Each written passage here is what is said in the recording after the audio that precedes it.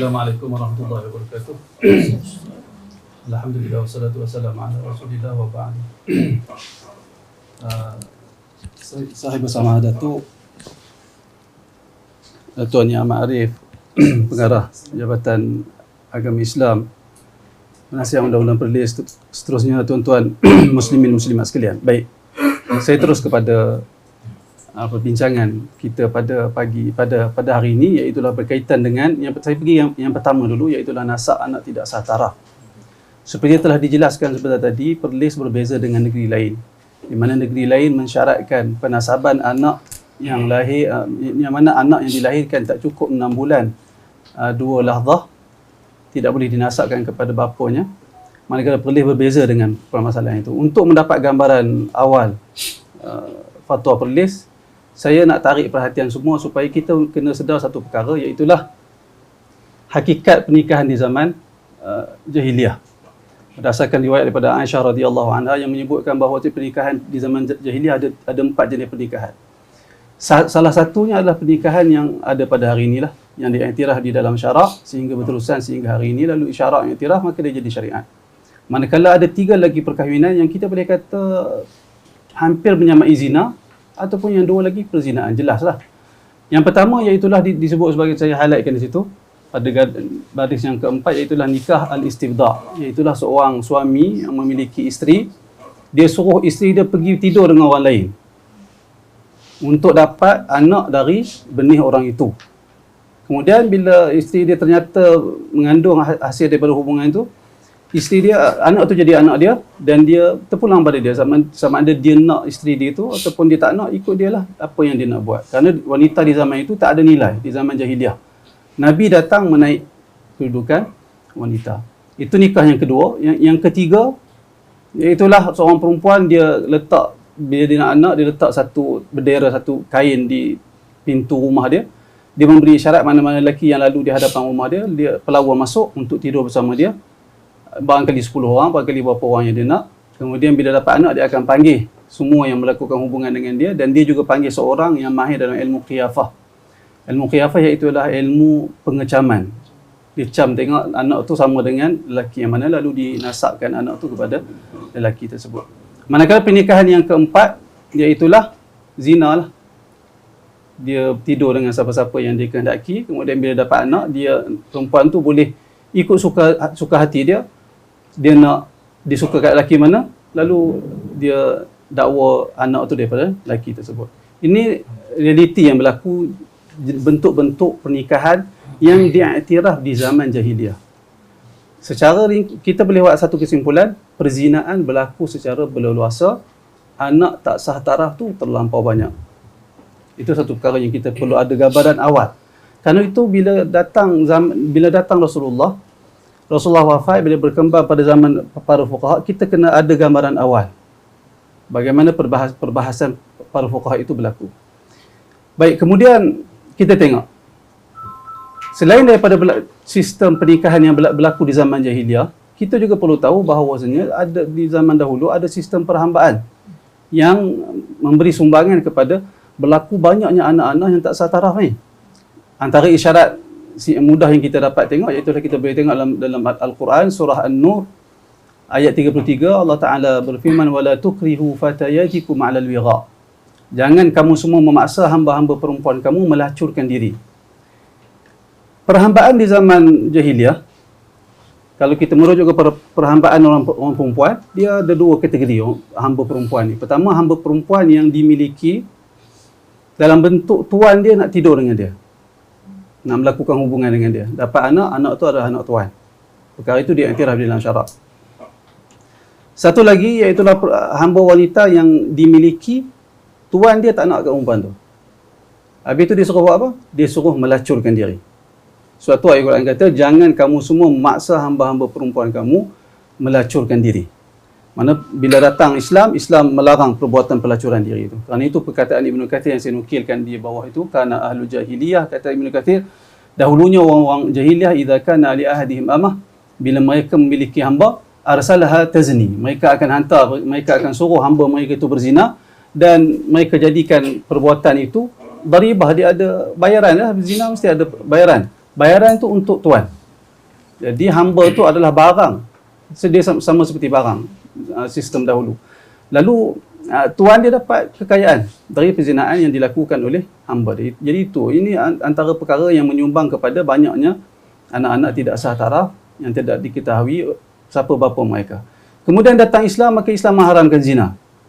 Nabi SAW juga mengharamkan zina dan Nabi menyatakan orang yang berzina itu tak akan dapat apa-apa langsung. Tak ada apa-apa yang diperolehi. Baik. Isu yang berikutnya.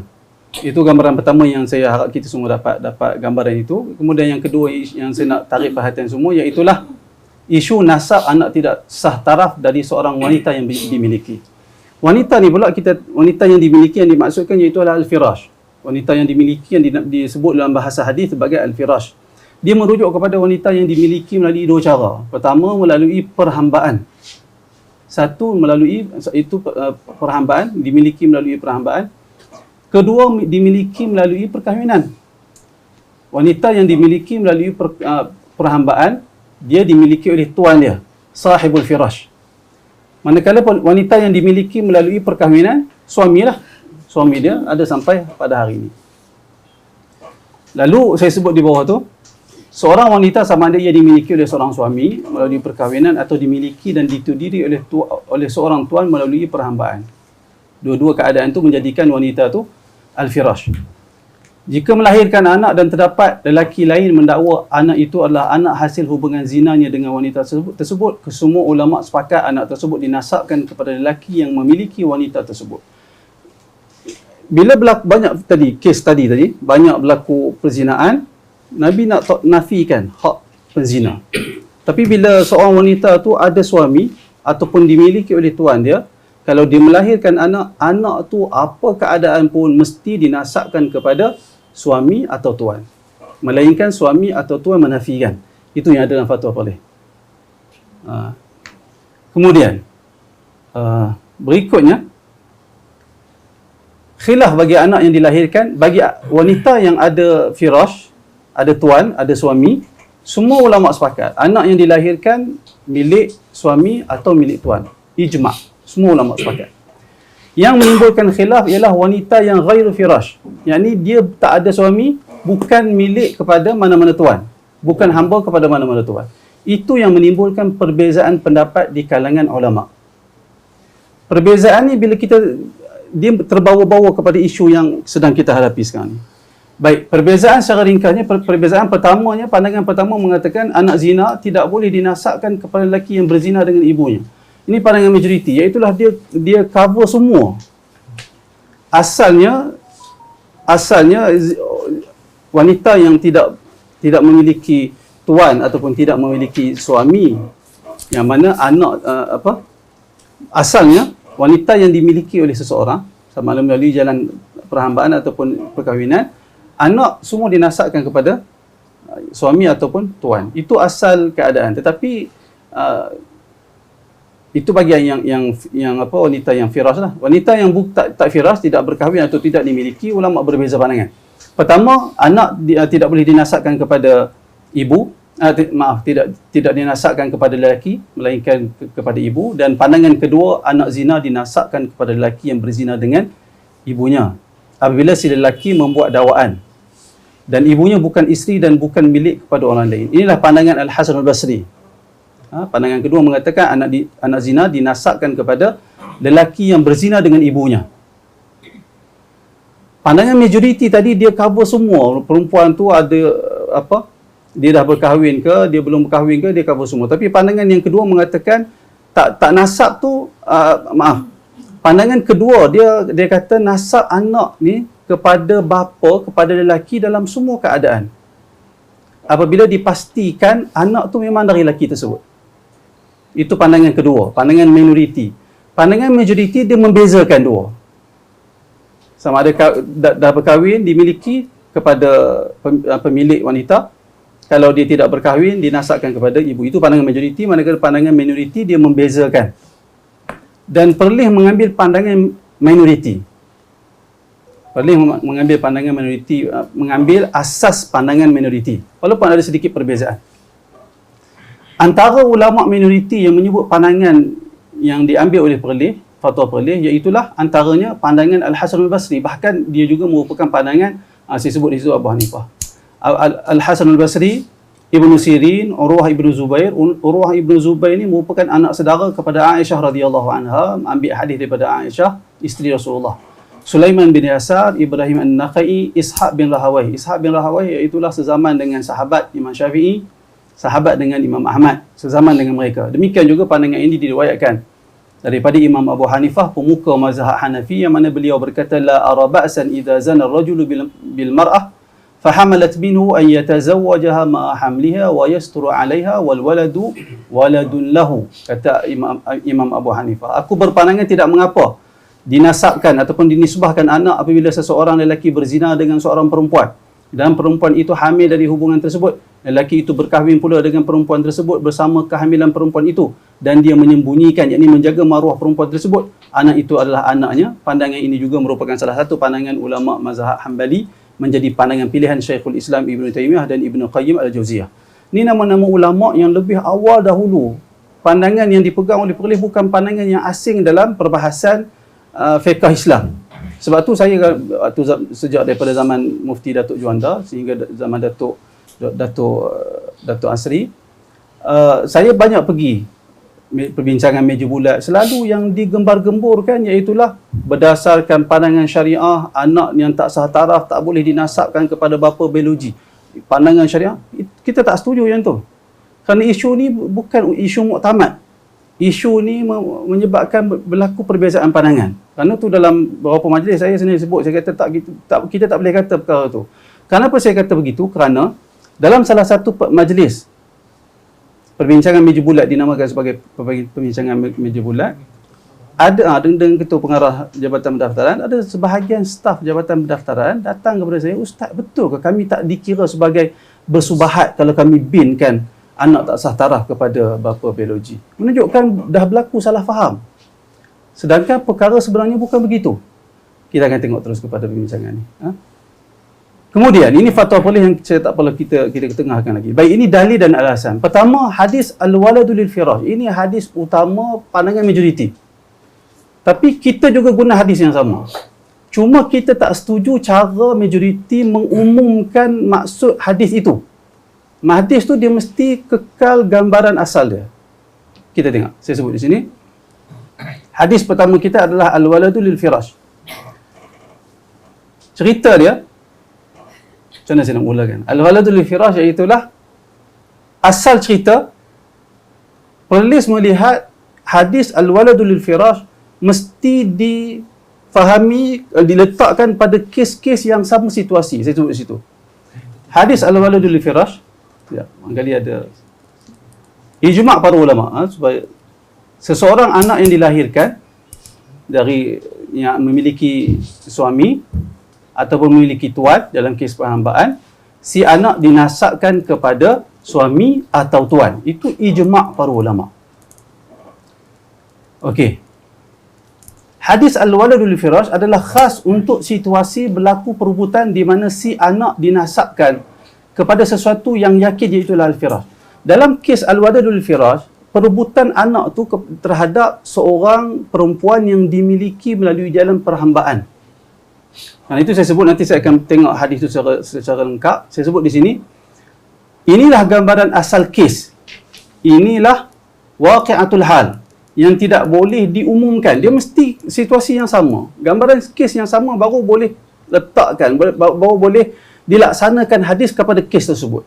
Lalu saya kata di sini, mana-mana kes yang hendak dilaksanakan padanya hukum yang terdapat di dalam hadis ini mestilah memiliki gambaran yang sama. Jika gambaran kes tidak sama, hadis ini tidak boleh dilaksanakan ke atasnya. Maka bagi kes satu pasangan terlanjur atau berkahwin dan lewat mendaftar perkahwinan mereka, kedua-dua mereka pula mengaku anak yang dilahirkan adalah anak mereka. Hadis ini tak boleh dilaksanakan. Kerana apa? Kita tengok hadis sebenarnya, apa cerita hadis sebenarnya. Ini hadis dia, iaitulah riwayat Aisyah. Saya baca terjemahan dia.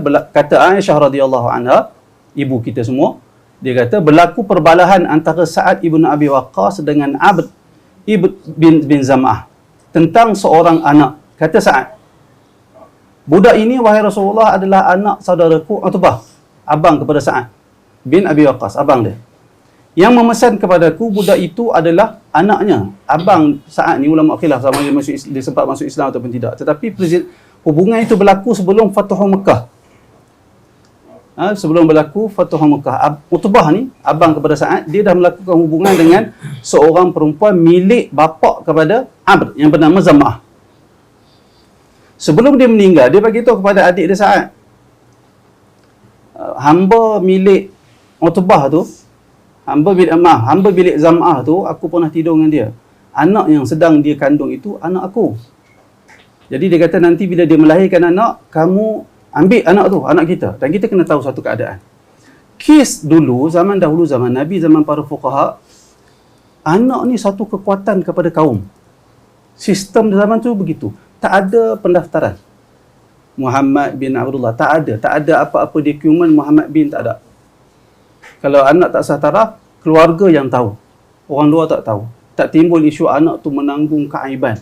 Kerana itu kita juga perlu faham kenapa majoriti tetap mengeluarkan fatwa anak tak sah taraf tak boleh dibinkan kepada bapa biologi, kerana zaman tu tak ada apa-apa risiko kepada anak. Keluarga yang mengetahui, kerana masyarakat sebab tu berlaku perebutan. Kerana anak itu satu kekuatan kepada keluarga. Besar keluarga tu lagi dihormati keluarga tersebut. Dia sistemnya begitu, berbeza dengan zaman kita. Baik. Bila berlaku Fathu Mekah, Sa'ad bin Abi Waqqas pergi pada Rasulullah, dia melaksanakan wasiat abang dia. Dia tuntut anak yang dilahirkan oleh hamba Zam'ah. Bila dia tuntut, lalu anak Zam'ah, nama Abdun, abang kepada anak yang dilahir tu lah. Dia kata, tak boleh, ni anak ni, tengok dia kata. Dia kata, budak ini adalah dilahirkan oleh hamba ayah dia. Apa? Dia kalau ada buat senang sikit. Tapi tengok, Sa'ad ibn Abi Waqqas dia pertahankan. Dia kata, lihatlah persamaan yang ada padanya wahai Rasulullah. Itu kata Sa'ad. Kerana dia nak ambil anak tu anak saudara dia. Abang dia dah meninggal, abang dia yang beritahu. Kata Abd ibn Zam'ah, dia kata, anak ini saudara, yakni adik-beradik dari bapaku wahai Rasulullah. Dia dilahirkan dari firash bapaku, yakni hamba yang dimiliki oleh bapa dia. Apa? Firash bapaku oleh hambanya. Lalu Rasulullah memerhatikan budak tersebut. Jadi kita kena tahu, dalam kes ni wanita yang anak yang direbut oleh dua pihak dilahirkan oleh seorang wanita yang firash, yakni memiliki tuan. Kita dah tahu dah tadi, semua ulama sepakat yang ada firash dia dinasabkan kepada suami atau kepada tuan. Kemudian Nabi buat keputusan. Nabi kata, anak itu al-waladu, anak ini milikmu wahai abd, iaitulah anak kepada Zam'ah, tuan kepada hamba yang melahirkan anak. Ini memang oleh semua ulama sepakat hukum ni. Manakala kemudian Nabi kata, manakala untuk penzina tidak mendapat apa-apa, kerana perempuan wanita itu memiliki hamba, atau dalam bahasa hadis sebut sebagai al-firash. Untuk Utbah tak dapat apa. Untuk Sa'ad, untuk Utbah tak dapat apa. Utbah dah meninggal, jadi Sa'ad tak dapat apa. Ini situasi dia. Tadi saya sebut, nak laksanakan hukum ni, dia mesti kes yang sama. Dia mesti kes yang sama. Ataupun hadis ini terlaksana terhadap kes yang sama sahaja. Sekarang ni kes yang menjadi polemik dalam masyarakat kita ini. Masyarakat kita orang pasangan terlanjur berkahwin, dapat anak. Dari sudut, kalau kes yang ini, anak tu dibinkan kepada siapa? Tentu kepada suami yang memiliki isteri tu. Kerana isteri yang melahirkan anak itu firash, dia miliki suami dia. Apa pun jalan dia, berzina ke apa ke, dia tetap dimiliki oleh suami wanita yang melahirkan anak tersebut. Ini antara dalil utama yang menjadi perbezaan di kalangan ulama. Hadis ini jelas menyatakan hukum bagi situasi timbul perbalahan dan rebutan terhadap anak yang dilahirkan oleh seorang wanita yang memiliki firash, bukan yang lain. Di mana majoriti dia kata hadis ini terlaksana untuk kes zina pun terlaksana juga. Minoriti kata tak, hadis ini hanya untuk firash. Maka firash didahulukan bagi kes wanita yang ada dimiliki. Ini perkataan Ibn Qayyim mengatakan mazhab ini, yakni mazhab minoriti, mengatakan lebih kuat, lebih jelas penjelasan dia, pengujahan. Ulama contemporary yang sudah masukkan tak? Tak sempat yang tu. Ada banyak, Abdul Rahman Khaslan ada buat satu kajian yang Qaradawi, kajian yang Utsaimin juga sebut, bahkan dia kemukakan argument orang dan dia jawab satu persatu. Atau perkara yang menarik untuk saya ketengahkan di sini, dia kata ada orang kata kalau kita meletakkan nasab kepada anak tak sah taraf, maka kita seperti menggalakkan zina. Kata Abdul Rahman Khaslan, kalau begitu cara berfikir begitu adalah cara berfikir yang salah, yang tidak diiktiraf dalam agama. Buktinya kalau kita kata begitu, maka satu kesalahan pula Al-Quran membenarkan orang bertaubat. Buat kesalahan, taubat, Allah Ta'ala ampun. Allah Ta'ala ampun. Maknanya, galakkan untuk buat dosa. Adakah kita boleh kata Allah menggalakkan buat dosa kerana Allah Ta'ala memberi keampunan kepada orang yang bersalah? Salah. Cara fikir agama begitu, cara fikir yang salah. Dia jawab satu persatu setiap argument yang dikemukakan. Slide tu ada banyak. Banyak pasal dua tajuk. Cuma saya nak mungkin, okey. Ini alasan dalil yang kedua, iaitu ayat Al-Quran dan tidak memikul seseorang kesalahan orang lain. Ayat ni, kalau kita kata tak boleh bing kepada anak, maka kita telah meletakkan 2 hukuman kepada orang yang terlanjur melakukan zina. 2 dan 3 hukuman. Bahkan lebih zalim lagi bila kita meletakkan kesalahan itu dipikul oleh anak sepanjang hidup dia.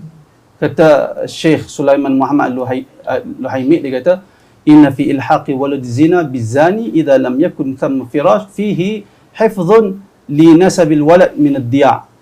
Kita bagi nasab anak zina kepada bapa lelaki yang berzina, walaupun fatwa polis tak ke tahap itu, lebih ni lah. Sebenarnya pandangan ulama dia bukan isu 6 bulan tu wujud disebabkan isu lain. Ada isu lain lah, kefahaman kepada Al-Quran. Tapi saya tak pergi ke situ, nanti dia melirik kan. Cuma isu asal, anak zina boleh bin kepada siapa? Nasab kepada siapa? Majoriti kata tak boleh nasab kepada bapa, nasab kepada mak. Kerana hadis tadi. Sedangkan hadis tu dia ada gambaran yang khusus, bukan umum. Tapi minoriti kata tak. Anak zina ke, anak tak zina ke, semua dinasabkan kepada bapa. Itu pandangan minoriti. Kerana memberi nasab anak kepada bapa menjaga kepentingan si anak dan menjauhkan dia daripada kemudaratan disebabkan bisababi jarimatin lam yartakibha. Bukan kesalahan anak tu yang buat, tiba-tiba dia yang terpaksa memikul aib sepanjang hidup dia, yang mana ketelanjuran tu dari pihak mak dan ayah dia. Itu dalil ketiga dia juga secara ringkasnya dalam hadis Judas. Saya ingat semua kita tahu kisah umat dahulu bila ahli ibadat difitnah berzina. Hadis Judas ada sikit. Okey. Ini perkataan yang keempat, hadis Ibn Abbas tentang berlaku kes li'an. Yang mana di dalam hadis ini ada di zaman Nabi ada berlaku perebutan ataupun seorang suami menuduh isteri dia berzina. Kemudian dengan seorang lelaki lain. Suami dia bernama Hilal bin Umayyah menuduh isteri dia melakukan zina dengan seorang lelaki bernama Syarik bin Sahma.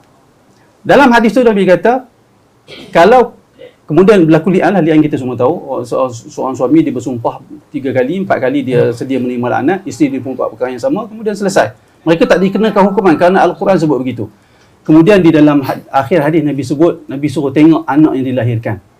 Nabi kata kalau sifatnya sama seperti sifat Syarik bin Sahma, Nabi kata fahuwa li Syarik ibnu Sahma. Anak itu anak Syarik ibnu Sahma. Kes apa? Kes zina. Kes tuduhan zina. Nabi telah mengatakan anak itu nasab milik Syarik, lelaki yang berzina, yang dituduh berzina. Jadi hadis ini juga menunjukkan nasab kepada seorang bapa, seorang anak kepada bapa dia, lelaki yang menyebabkan dia dilahirkan. Kemudian juga ini juga satu ada kaitan yang kuat dengan penerangan awal saya tadi, iaitu Allah Ta'ala sebut panggillah anak-anak angkat itu kepada bapa-bapa mereka. Yang saya nak tekankan iaitulah fa in lam ta'lamu aba'ahum, jika kamu semua tidak mengetahui anak-anak mereka.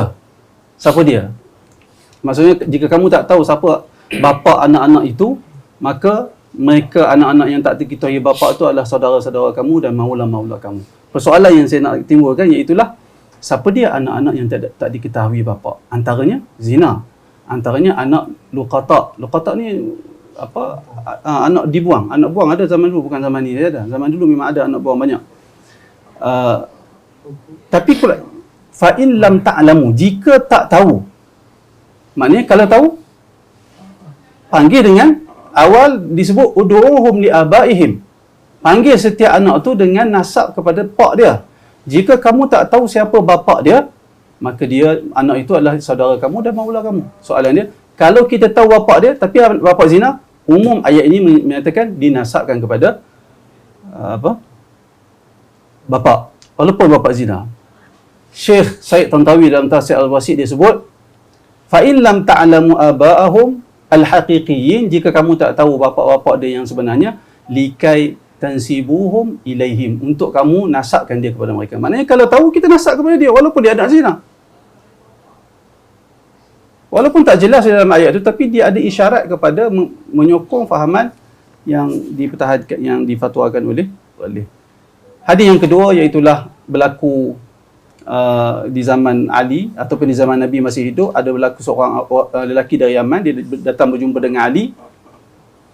Dia beritahu ada perebutan anak dari 3 orang lelaki, anak yang dilahirkan oleh seorang hamba, yang mana ketiga-tiga lelaki ini mendakwa mereka melakukan hubungan jenis dengan hamba tersebut. Ali selesai Ali kata kepada salah antara 2 orang, 3 orang tu, siapa di kalangan kamu 2 orang yang nak tarik diri daripada buat dakwah? Semua mereka bising, semua mereka tak setuju. Akhirnya Ali buat qur'ah, buat undian. Siapa yang dapat undian, dialah, anak tu boleh kat dia. 2 orang lagi, dan yang boleh anak tu dia kena bayar nilai kepada 2 orang yang tak dapat anak tu. Kes ni dicerita kepada Rasulullah senyum. Kata Al-Munziri, pada hadis ini terdapat dalil atau bukti bahawa seorang anak tidak dinasabkan kepada lebih dari seorang bapa. Pada hadis ini juga bukti mengisbatkan qur'ah, yang ini boleh buat undian dalam satu perkara dan memberi hak kepada orang yang mengundi cabutan. Dan dalam kalangan ulama ada yang berpandangan berdasarkan zahir hadis Zaid bin Arqam ini, hadis tadi, ialah Ishaq bin Rahawayh, dan katanya ianya undian cabutan sunnah pada dakwaan anak, perebutan anak yang dilahirkan oleh hamba. Kalau kes perebutan anak ni boleh dijadikan cara cabutan bagi nasab. Simple sebegitu saja. Bahkan boleh beri nasab kepada anak dalam isu bukan zina. Disepakati oleh semua para fuqaha. Saya sebut perkataan para fuqaha tersebut. Itu menunjukkan, menguatkan pandangan perlih yang mengatakan anak boleh dinasabkan kepada lelaki yang menjadi sebab dia dilahirkan. Itu kes nasab. Ini kes kita biar kira nasab. Okey. Saya dah nak sambung sikit. Ya. Saya kita sambung boleh. boleh Syah. Ya, boleh. Okey. Saya ambil sikit ruang ni pasal dah Ustaz tadi dah teranglah tadi, alhamdulillah. Cuma sikit saya nak sentuh. Okey, bismillahirrahmanirrahim. Fatwa Perlis dalam hal ini menyatakan bahawasanya dalam fatwa tadi Ustaz tadi tersebut, anak yang lahir kurang 6 bulan selepas ibunya berkahwin boleh dibinkan kepada suami ibunya kecuali jika dinafikan oleh si suami. Artinya fatwa ini mensyaratkan bapa yang hendak dinasabkan itu hendaklah berkahwin dengan ibu dia. Walaupun ulama tadi macam Ustaz Kadir dah terangkan, di kalangan ulama kata kalau bapa penzina pun dia kata ni anak dia, dan perempuan tu memang dia yang kata anak dia tak kahwin, di kalangan ulama kata boleh dinasabkan walaupun depa tak kahwin. Tapi kita tak ambil pandangan tu. Pandangan yang kita ambil, kita syaratkan hendaklah berkahwin. Dan si bapa tak nafikan tu kata anak dia. Main-main anak dia kata bukanlah, dia tidur dengan siapa itu ni. Tak boleh. Mesti dia tidak menafikan. Okey. Fatwa ini tidak merangkumi semua anak zina yang lahir dengan ibu yang tidak mempunyai suami. Jadi dia bukan semua anak zina, tapi mesti ada, pertama artinya kahwin, dan kedua bapa tu tak nafikan. Okey. Tadi Ustaz Kadir dah sebut fatwa yang negeri lain. Negeri lain pun, kalau saya baca fatwa wilayah persekutuan, Kalau anak dalam kandungan itu lahir setelah lebih 6 bulan dari tarikh ibunya bernikah dengan suami itu, maka lelaki itu dikira sebagai anak yang sah taraf dan boleh dinasabkan kepada lelaki itu, suami ibunya, walaupun anak itu hasil dari perzinaan. Fatwa wilayah persekutuan. Artinya dia kata walaupun hasil perzinaan, tapi kalau 6 bulan boleh. Kita bawah pada 6 bulan pun boleh. Sebab apa? Sebab possibility lepas pada 6 bulan pada pandangan jumhur memungkinkan anak tu kalau ada persetubuhan berlaku lepas pada 6 bulan membolehkan anak tu hidup. Tapi dalam fatwa ni dia sebut walaupun anak itu hasil perzinaan. Dia sebut terus. Artinya bukan isu perzinaan, isu 6 bulan. Faham tak? Isu 6 bulan. Kepada debate berhubung 6 bulan. Okey. Jadi saya nak sebut apa? Dalam isu perzinaan ini, saya tulis nanti saya bagilah lain kali. Pertama, perkara yang menjadi ijma', yakni konsensus, no disputation among the scholars, tak ada perdebatan di kalangan scholars, ialah bahawasanya jika wanita itu melahirkan anak selepas 6 bulan, maka anak itu hendaklah dibinkan kepada suami dia. Yang ni tak ada siapa, kan? Sekiranya ada yang cuba kata anak dakwaan hasil perzinaan sendiri dengan si ibu, dakwaan itu tidak diterima. Misalnya kata satu perempuan dia berzina. Lepas dia berzina, lepas tu dia kahwin dengan orang lain. Lepas dia kahwin dengan orang lain, 6 bulan kemudian lahir anak. Tiba-tiba penzina ni, macam ni, penzina ni dia kata, sebenarnya tu anak saya, cuma tengok dahi saya. Ni contohnya. Suami kata, anak tu anak, tu anak saya. Lebih pada 6 bulan. Kalaupun apa bukti DNA ke apa tak pakai, anak itu anak si suami. Kerana ini sepakat. Macam hadis tadi. Sepakat. Clear tak? Yang ni ulama tak boleh. Melainkan yang boleh nafikan anak tu bukan anak dia siapa? Suami saja. Dia kena buat li'an tadi ni. Faham tak? Dia saja yang boleh nafi. Ulama ijma' dalam hal ini. Li'an saja. Ustaz, Ya? walaupun sekarang ni zaman moden, kita boleh buat ujian DNA dan DNA itu menyatakan Dia kata, who are you? Suami tu duk kata anak dia. Yang kita nak galut untuk apa? Dia kata anak dia. JPN kena nama Dia kata anak tu lahir. Lepas 7 bulan lahir anak. Suami kata anak dia. Yang orang luar duk kalut bukan anak hang. Anda kalut buat apa? Dia kata anak dia. Kan? Dia kata anak dia.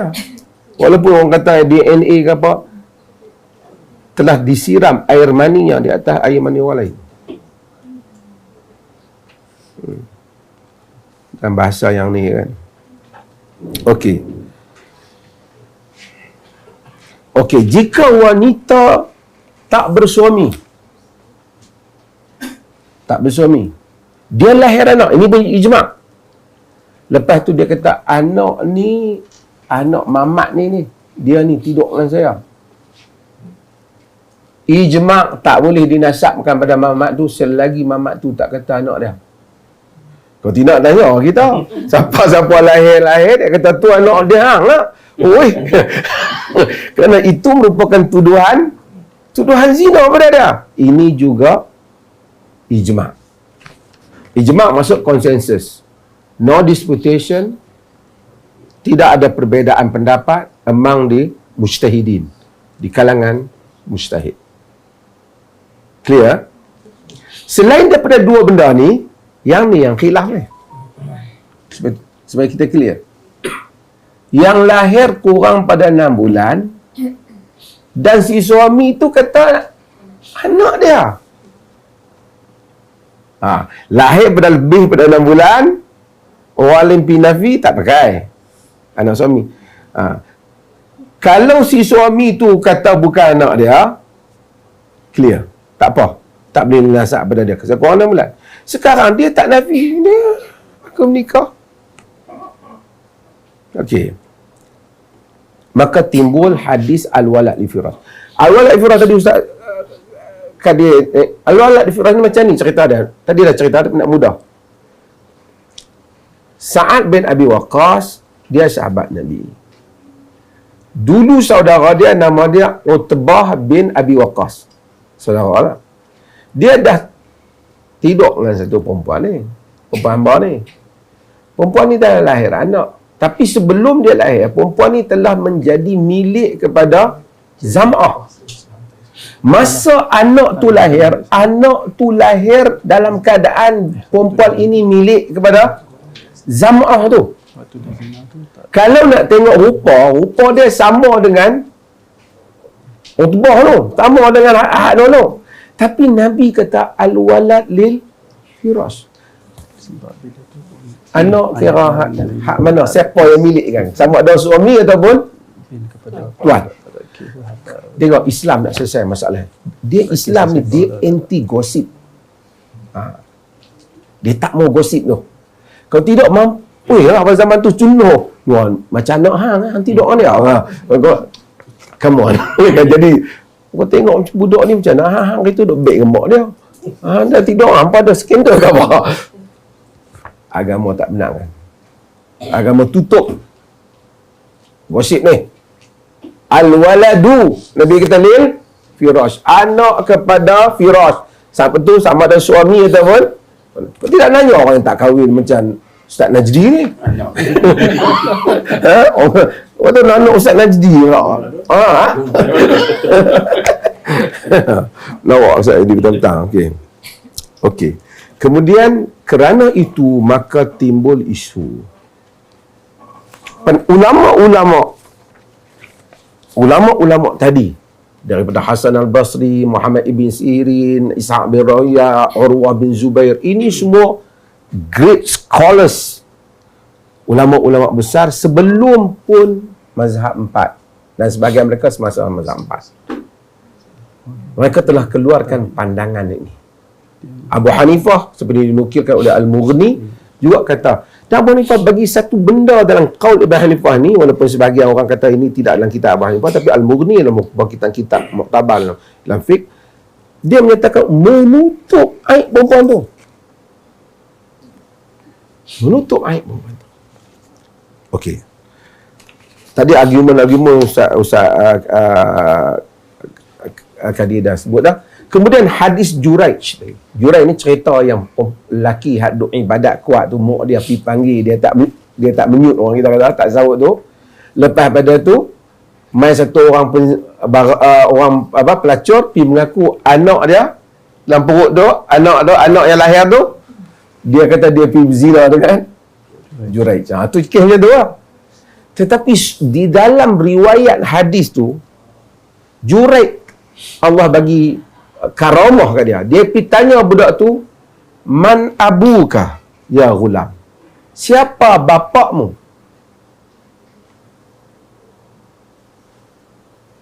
Dia tak kata man zana bi ummika, siapa yang berzina dengan ibumu.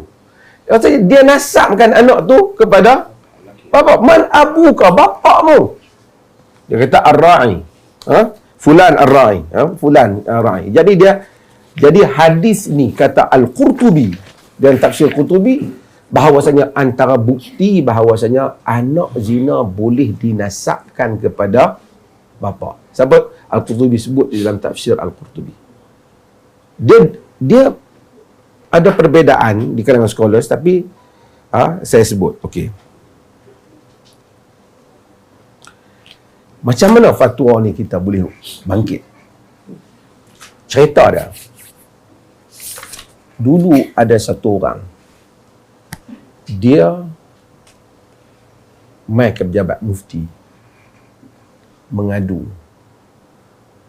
Anak dia yang sulung tidak bin dia. Tapi dia didik anak ni baca Quran, masuk qari Quran, kuat sukan. Tapi anak dia duk tanya, pasal apa Alung bin lain, abah? Adik-adik bin lain. Jadi dia kata, apa saya nak habaq ke anak saya? Saya selalu didik anak-anak saya supaya buat baik, semayang. Kalau saya habaq kata saya dengan mak dia berzina, tentulah dia tak mau dah kat saya. Dan ini bukan kes terpencil. Saya pernah bentangkan hal ni untuk wanita UMNO di wilayah Persekutuan Tan Sri Syahrizad dan sekalian. Sebahagian ada wanita UMNO yang respon sampai menangis. Dia cerita dia telah bantu tukar supaya budak berapa sekolah dah. Setiap kali pergi sekolah orang duk tanya, pasal faham tak lain pada tak bimpak ah? Pok ampak mesti anak tak elok ni. Mesti anak tak elok. Maka kerana itu, macam Ustaz tadi kata, kita telah menghukum siapa? Menghukum anak. Zaman dulu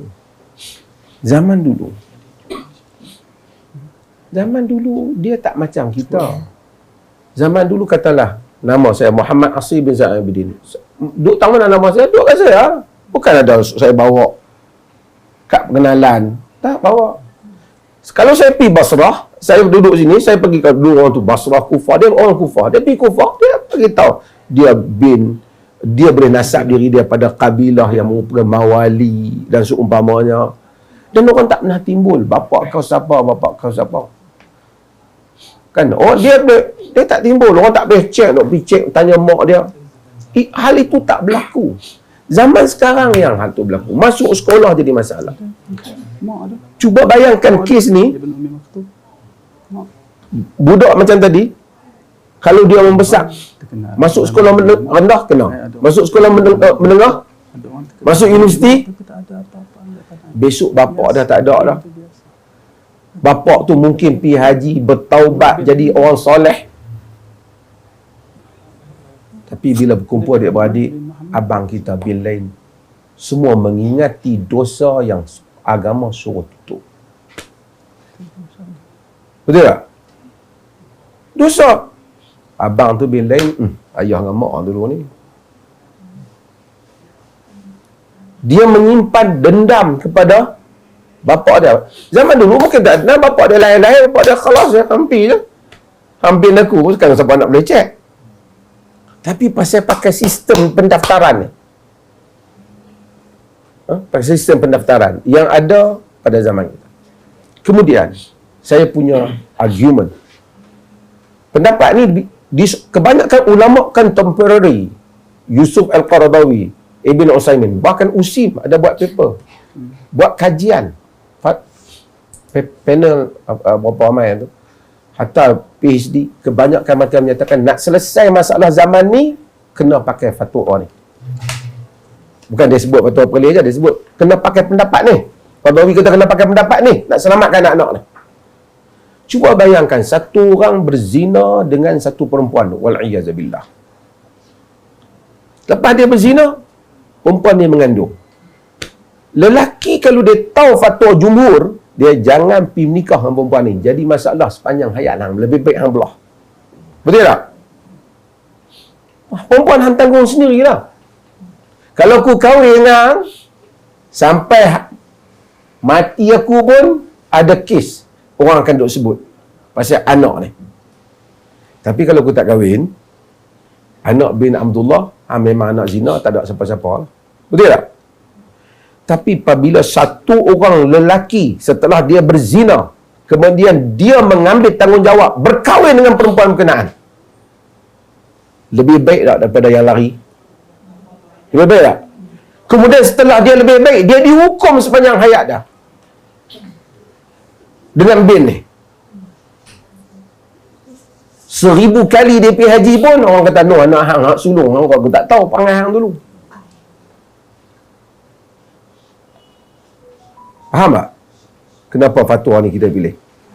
Di samping dia disokong oleh ulama-ulama moden sekarang dalam menghadapi. Kalau Indonesia lagi dahsyat, anak zina pun dia ni. dia suruh hak berzina tu bertanggungjawab kena bagi nafkah. Kalau tidak, dan apabila kita nafikan bapak dia, budak tak ada bapak, siapa nak bagi nafkah pada budak ni? Tak ada tangan lagi yang dipertanggungjawabkan terhadap nafkah budak ni. Sudahlah dia dulu jadi macam tu. Sudahlah kadang-kadang zaman sekarang macam-macam lah. Perempuan ni boleh tidur lah, apa, makan pil, apa, terpengaruh apa semua lah. Dia bawa pengaruh. Dah lah perempuan ni mengandung, tak ada orang pula tanggungjawab. Kita pula pinafikan yang patutnya ham tanggungjawab. Ham zina, ham nikah dia. Ham nikah dengan dia. Ham tanggungjawab dia. Ham bayar nafkah dia. Tapi siapa nak nikah kalau kena kita pakai qaul jumhur dalam masalah ni? Di dalam zaman moden ini. Maka dengan itu, agama menyuruh kita menutup aib. Sedangkan kita dengan pelaksanaan pendaftaran cara ni, kita membuka aib satu orang sepanjang hayat dia. Sedangkan dia dah tutup. Dia nak taubat. Kalau dia tak mau taubat, dia belah ya. Tak payah duk kahwin dengan tu. Dan kemudian, kes 330,000 yang diceritakan. Dulu laporan akhbar 500,000. Kalau semua orang 500,000 bin Abdullah sebagai tanda depan nak zina, tidakkah itu satu galakan kata relax lah, ramai dah 1.5 juta macam tu, macam LGBT lah lama-lama. Tapi bila kita tak bagi ruang ni, artinya kita tutup. Kalau kita suruh dia bin Abdullah sebagai tanda nak zina, kalau satu hari ni 1 million orang semua bin Abdullah sebagai tanda nak zina, nak sedih. Dalam kelas kita pun 3-4 orang. Betul tak? We encourage people. This kind of encouraging, itu satu galakan kepada adultery, perzinaan. Maka dengan itu, fatwa perlis dalam hal ni kita nak elak. Okey, saya buat sebelum Ustaz Kadi sambung, saya buat benda lain. Seorang perempuan, katalah lelaki Hindu dengan isteri dia Hindu juga, dua-dua masuk Islam dengan anak mereka. Ada kita tanya macam mana mereka menikah dulu. Ada kita tanya 6 bulan ke 3 bulan ke anak apa. Ada tak kita tanya? Kita bin tak kepada anak dia pada dia? Bin tak? Bin. Tapi bila mai orang Islam hak betul asal, kita bagi benda yang payah pada dia.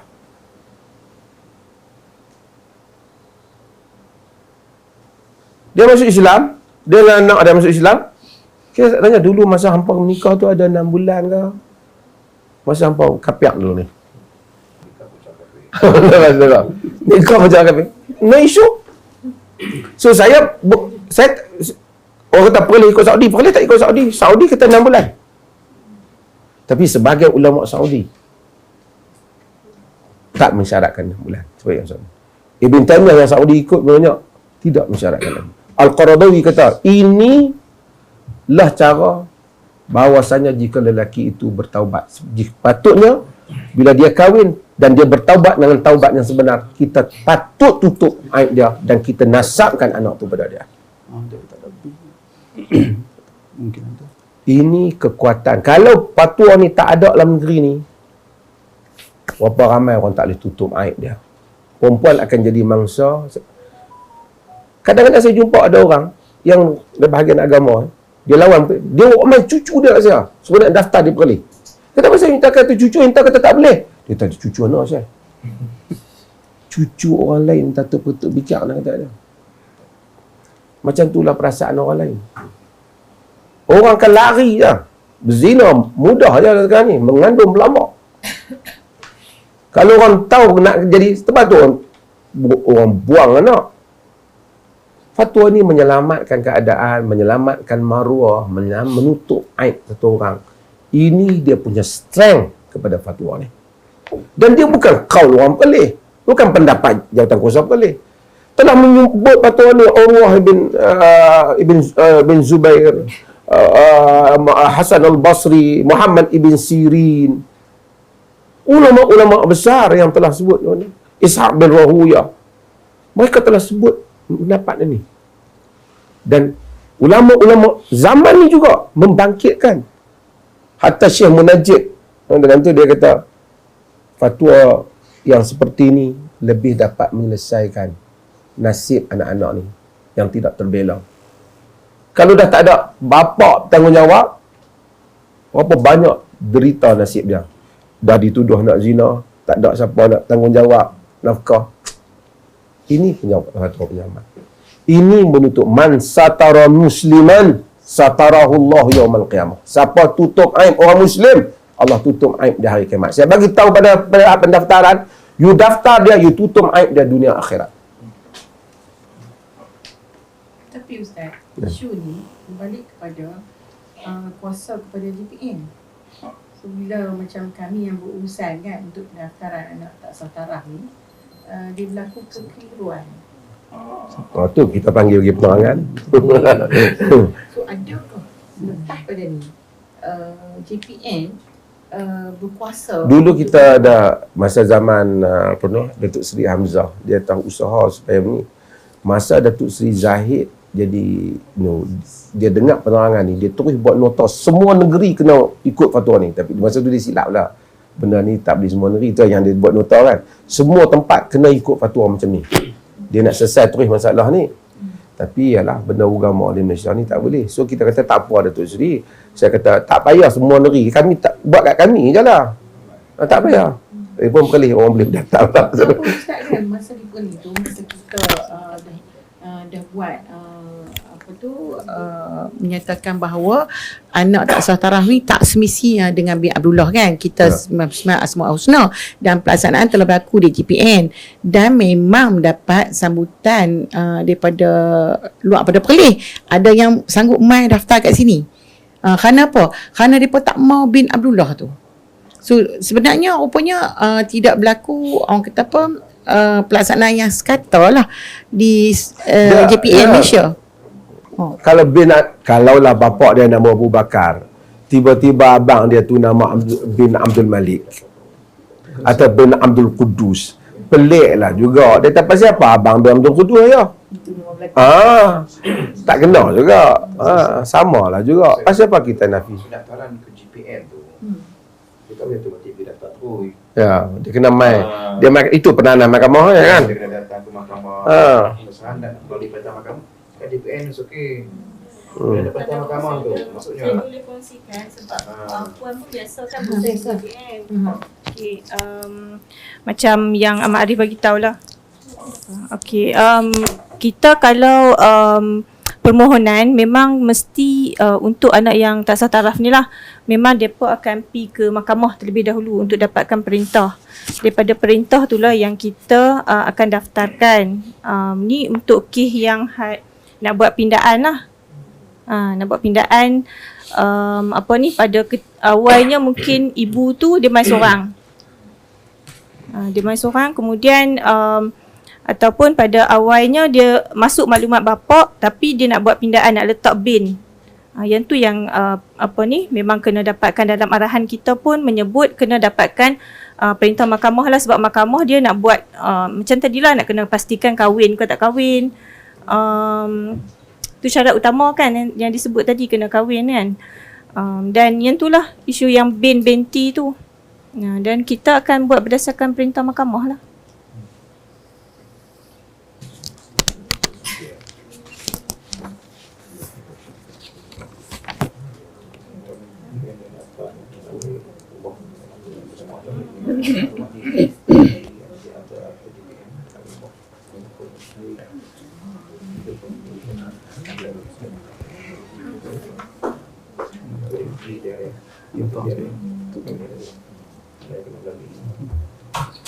Bila nak tukar pemakluman dalam sijil lahir yang sebelum ni dah buat? Kalau yang sebelum ni pernah dah daftar dah, nak tukar masuk maklumat bapa, pergi mahkamah. Pergi mahkamah dapatkan perintah. Kemudian kalau yang untuk kes pendaftaran kali pertama, maksudnya tak pernah daftar lagi kan, boleh dia pergi mahkamah dulu pun tak apa. Pergi mahkamah dulu, betul mailah je. Untuk dapat tu. Bawa perintah mahkamah tu. Jadi dia tetap pada perintah mahkamah. Kami Maknanya takkan JPN dia akan terima bila umur terbawa satu perintah mahkamah dan kita ini ikrar fatwa yang ada di sini yang patut kita tu sebut tadi 6 mana bulan dia. So, kita kata ini anak ni boleh sebab so dia mengaku nasabkan so dia bawa ke JPN dia daftar dia ubah nama letak nama bapa yang mengaku tu lah. Okey, maksud dia hari ni, maksud dia pelaksanaan fatwa ni dah berjalan lah. Diperlihatkan. Dah Saya tunjuk beberapa kes yang dah berjalan. berjalan. Dia berjalan. Kalau ikut event tahun ni pun kita dah ada berapa Pertukaran dah pemaluan. ada 100 Ya. sorry. Dah berjalan. 81 ni. Memang berjalan lah daripada Januari. Even last year pun dah ada. Maksud dia kalau berlakunya pertukaran pemakluman yang dah kali kedua lah, maksud dia buat surat beranak dah, tetapi dia nak tukar, dia nak buat nama bapak kan, so boleh ke mahkamah dan minta ni. Okey. Jadi dia pergi di mahkamah so tertakluk dah fatwa tadi lah. Ya. Mana dah berkahwin suami tu lelaki tu mengaku so mahkamah kelas perintah so dia bawa perintah tu ke JPN Dia daftar. Jadi polis tak ada isu lah benda tu. Dia berjalan dengan baik. Berjalan. Cumanya ada dua kes ambil JPN kan. Kes itu mahkamah meletakkan satu kalimah menasabkan itu ada sekitar mahkamah kata itu anak sah taraf sebutlah perintah tu. Jadi JPN LA JPN Putrajaya punya agreement dia lebih bertentangan dengan 13 Akta JPN kalau dia daftar. So kita disema so kita akan dengar dia. Kita akan Sebab yang tu lain sikit kami duk dapat sebelum ni. ya, yang tu lain. So kita dalam perintah dah dapat kes kita akan angkat ke Mahkamah Raya kita akan tengok. Yang tu dia kena sebelum syuting lah. Okey, kita settle. Dia tak yang nak main mana-mana yang luar tu. Dah ada 5 saat lah. Yang luar nak main kita ada proses. Dia kena proses mau syuting kat Maib. Dapatkan yang luar dapatkan bersama Sotin. So kita dah fatwa Mak Sotin juga. So saya fatwa tu boleh daftar di mahkamah.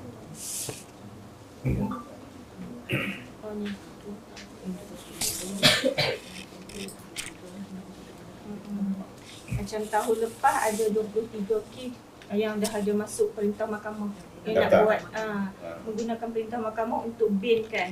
So benda ni memang berjalan pun daripada macam yang ni kita ada yang terlepas lah.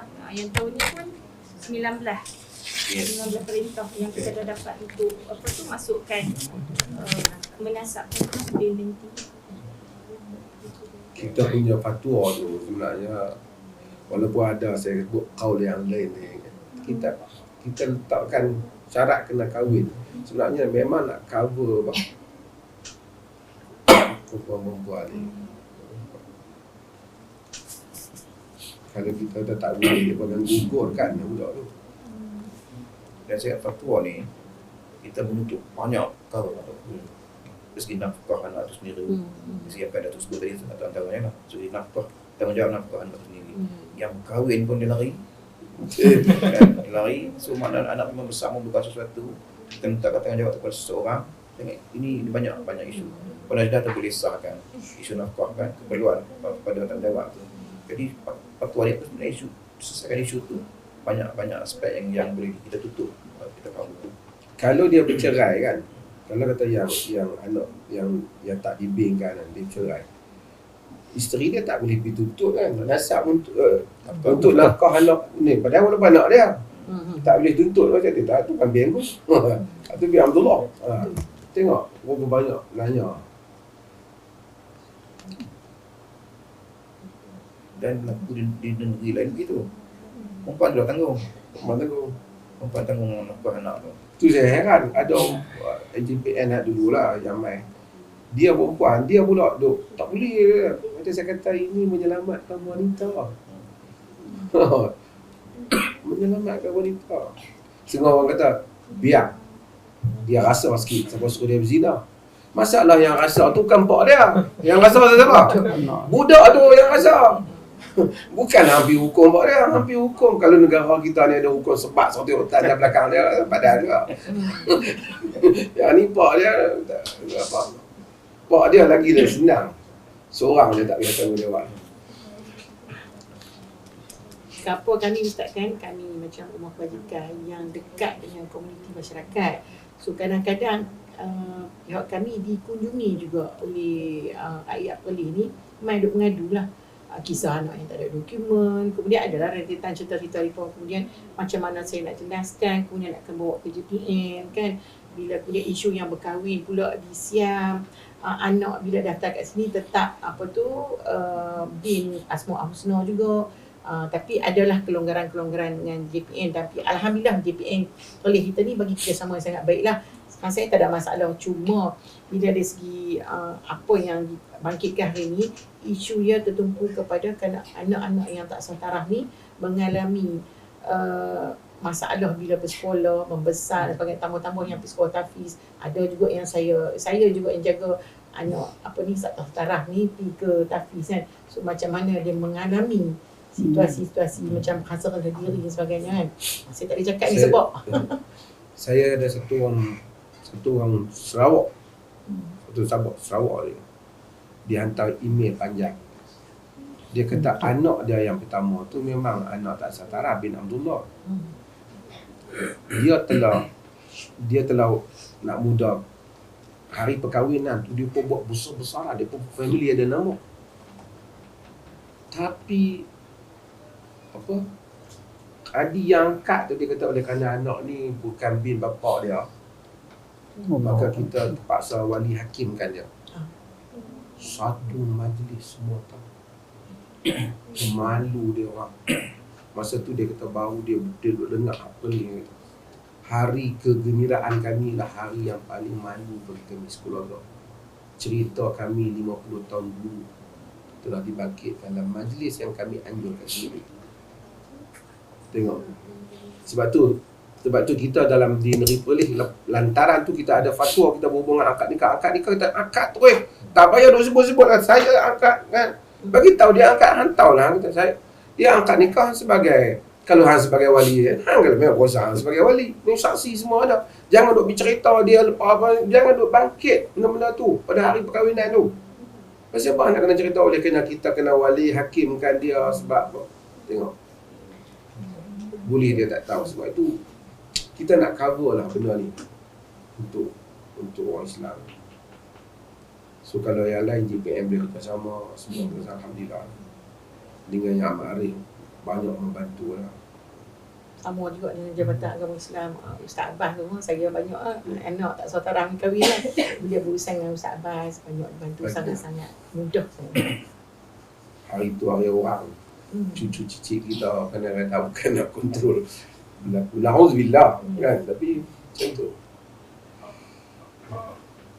Betul sedikit lagi bila dengar perbahasan ni, pertama untuk kita, untuk yang ni lah, yang bukan dalam jabatan mufti ni, untuk mereka faham isu anak tak sah taraf ni, nasab ni, isu dalam fiqh disebut dhanni. Benda Allah dengan Rasul tak sebut putus, memang diberikan untuk kita bahaskan situasi realiti zaman dahulu. Macam tadi Datuk bagi tahu, sahabat ada yang bin kepada mak, Abdullah ibnu Ummi Maktum bin kepada mak. Di kalangan ulama ada yang bin pada Datuk Ahmad ibn Hanbal. Sebab tu Ahmad dia tak tulis Banun, dia tulis alif Banun, kerana dia Ahmad bin Muhammad bin Hanbal. Tapi dia tak ada nasab, tak popular dengan bapa dia, popular dengan tok. Masyarakat zaman dulu biasa benda tu.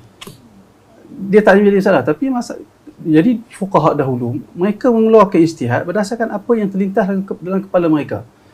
Isu 6 bulan 2 lahzah ayat Quran sebut mengisyaratkan, dia bukan secara jelas, dia sebut isyarat 6 bulan, maknanya anak yang boleh lahir selamat. Maknanya kalau selepas akad dia tak cukup, itu maknanya dia telah berlaku persetubuhan tu sebelum akad.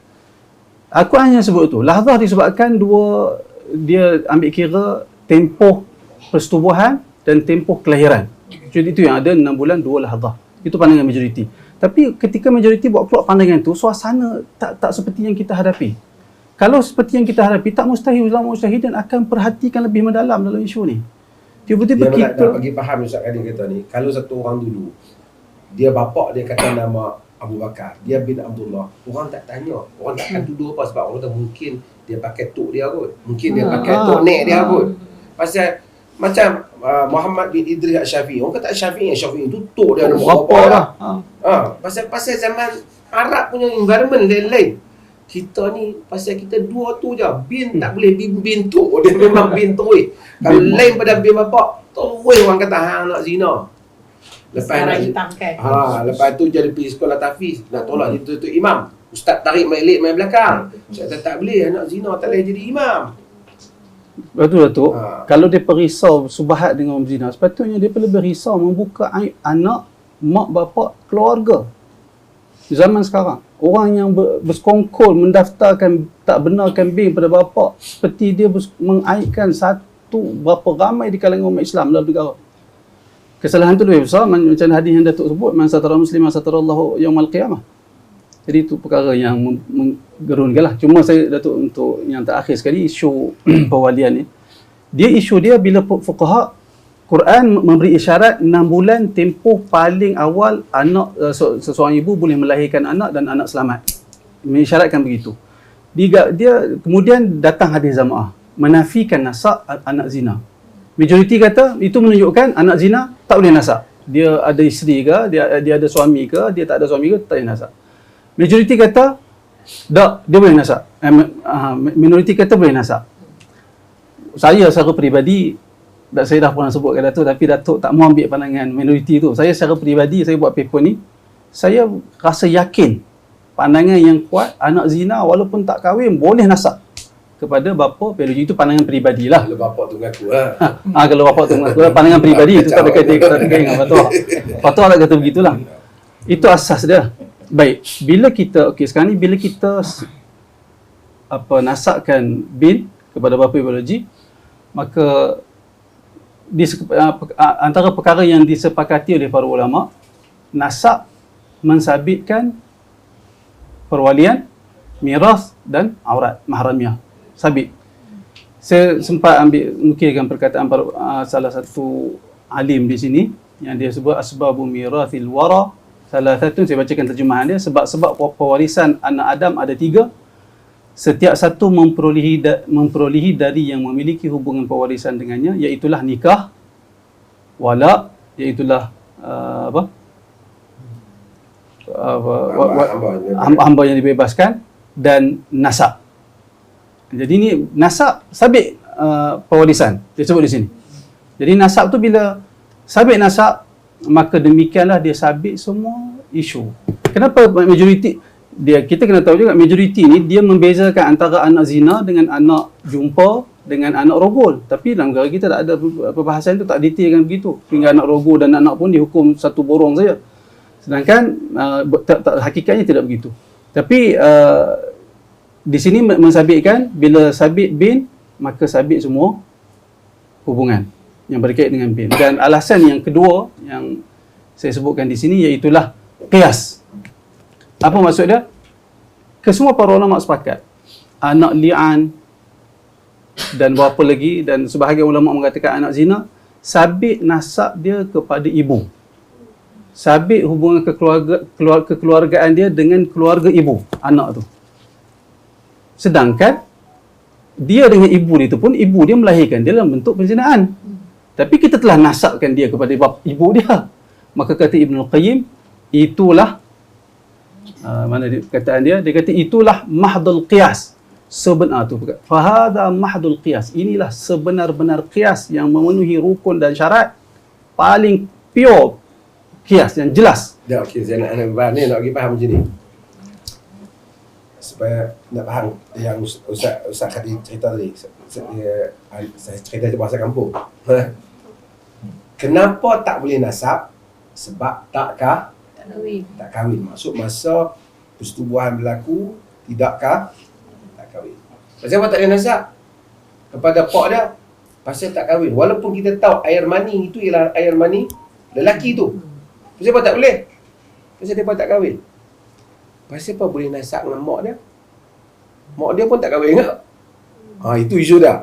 Kalau pak dia tak boleh dinasabkan walaupun air mani dia, pasal apa boleh mak dia? Mak dia pun tak kahwin juga. Mak dia pun dia tak kahwin juga. Mak dia tu tak boleh ada dia. Melainkan kena ada lelaki. Kenapa Tak kahwin boleh nasab pada mak dia, tapi tak kahwin tak ada nasab pada pak dia. Itu maksud Ibn Qayyim. Yang ni logik yang tak kuat. Dia kata, kalau boleh sandak kat mak dia, kenapa tak boleh sandak kat pak dia? Apa alasan? Apa alasan? Kan? Hanya kerana isu kahwin timbul, bukan saja pak dia tak kahwin, mak dia pun tak kahwin juga. Itu. Cuma mazhab Syafi'i ni, dia agak tegas dalam masalah kahwin ni. Sehingga mazhab Syafi'i, kalau sekiranya seorang bapa tu, dia berkat anak zina dia tu besar, dia boleh berkahwin dengan anak zina tu. Itu mazhab Syafi'i. Pasal dia kira bila tak ada, tak diiktiraf nasab tu, macam tak ada apa-apa. Kira. Sebab tu ada dalam mazhab seperti Ibn Taymiyah, ada ulas. Dia kata macam mana nak pergi kahwin? Sedangkan menyusu saja tak boleh kahwin. Macam mana nak pergi kahwin? Tak apalah. Itu pandangan mazhab Syafi'i. Itu pandangan yang dibincangkan, dibahas, diperdebatkan pandangan. Tapi maksudnya ialah isu yang Ustaz Kadir sebut.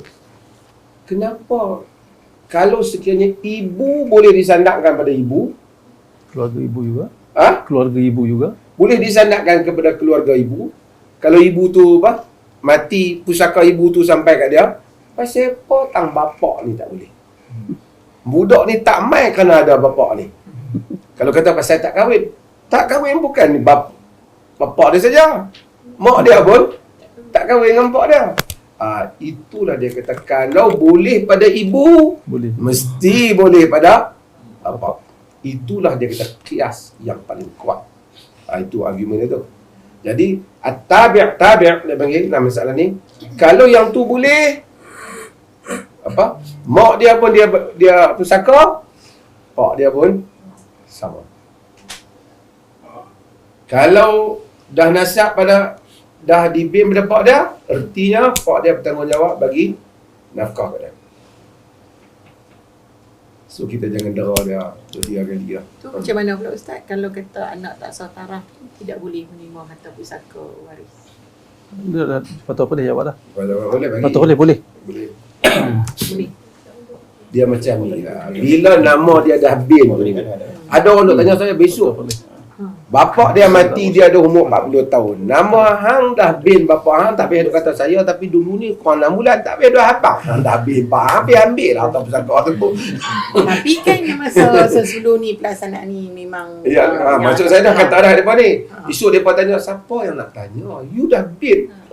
You dah bin bapak you, nak pergi ambil harta pusaka, you nak pergi habaq pula kat bahagian harta pusaka tu. Habislah isu tu, tak timbul dah isu tu. Selesai banyak. Dah selesai daripada masa ni, kita selesai sampai ketua dah selesai dah. Tak timbul lah masa tu. Pak pun masuk kubur lah.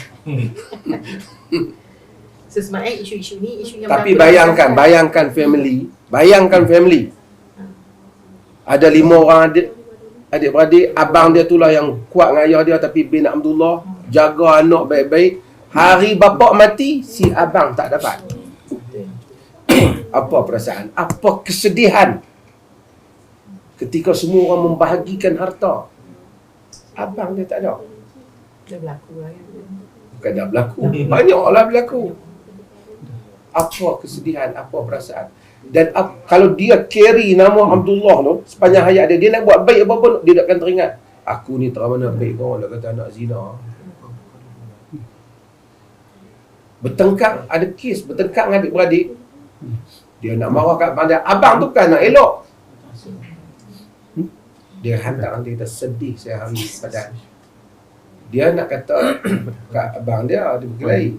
Dia kata abang tu kan nak elok sangat. Ini adalah Dia nak ke Oman sampai sini tu.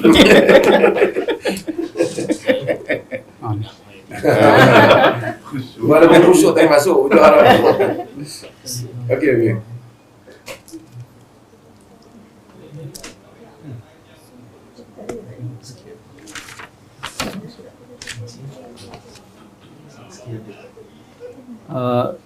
Boleh. Ada fatwa ni, fatwa boleh cek dalam laman web fatwa boleh. Disebut di sini, tak keluar di situ. Tajuk dia fatwa berkaitan miras, wali perkahwinan dan mahramiyah bagi anak tidak sah taraf. Ringkas dia fatwa dia. Anak yang telah dibinkan oleh mahkamah kepada bapanya, mereka saling mewarisi harta pusaka, terlaksana hukum hakam perwalian dan mahramiyah, yakni status mahram. Alamak tu 21. Tak payahlah masa nak 21. kahwin tu nak tanya saya ni macam mana. Sah ke akad kamu dalam mazhab Hanafi wali tak nak langsung pun sah. Tak payahlah timbul. Habis lah. Tujuan wali tu nak protect apa? Perempuan tu. Kadang-kadang masalah, cuma saya nak cerita lah ni. Cerita kadang-kadang kes negeri lain kan. Apa, dia cerita lain sikit. Baru ni satu cikgu perempuan, cikgu suami dia cikgu, isteri dia cikgu mai. Dia talak isteri dia baru nikah, baru nikah. Dia nikah ni nampak berumur lah dia nikah ni. Dia bagi isteri dia sekali 3 talak. Dia main sini, saya kata tak boleh orang Kelantan. Dia tak boleh di sini. Lepas tu dia kata tak boleh ke? Boleh. Tak tahu nak pergi tanya mahkamah macam mana nak tengok. Anak kata kalau pindahkan kes apa semua. Pasal poin galut sangat tu. Kalau you dah percaya bahawa sebenarnya satu talak, pergi habaq kat mahkamah satu talak je lah. Kat mahkamah Kelantan tu. Kan? Abang kata satu talak je lah. Dia kata dia tak tahu lah percaya betul ke apa. Dia dah pakai yang pelik. Tapi dia tak masalah dia. Semua orang tahu dia talak 3. Kata macam mana semua orang tahu dia talak 3? Anak dia rakam masa dia pergi talak tu. Dan edar kepada family. Dia kata tak tahu dia tak boleh. Dia dah kena balik. Dia punya nasib lah. Jadi dah rekan dah hantar pergi kat jabat agama. Okey tu. Dia rakam masa pak dia talak mak dia, diri dia tu talak 3 tu, dia rakam, dia hantar kat semua group family. Dia kemudian dia hantar ni. Jadi dia bayar sini saya tak dia pergi duduk kata. Setakat ni tak ada itu. Datuk semua tu tak ada. Tak tahu yang tu kena tanya. Ada banyak Sebalik tu. banyak kes dia rojak untuk kes yang negeri lain. Dia Dia rojak? berkenaan dengan tu nak selesai di sini. Boleh ke? Dia boleh nak cerita dalam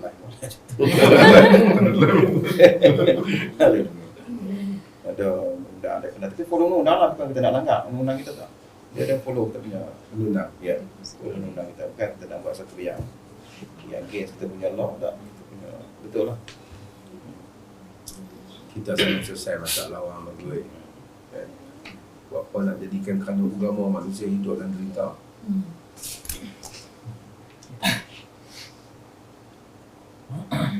Habis kot? Terima kasih banyak lah. Ada lagi soalan dia? Tak ada. Saya dia dah. Kita apa nyalakan?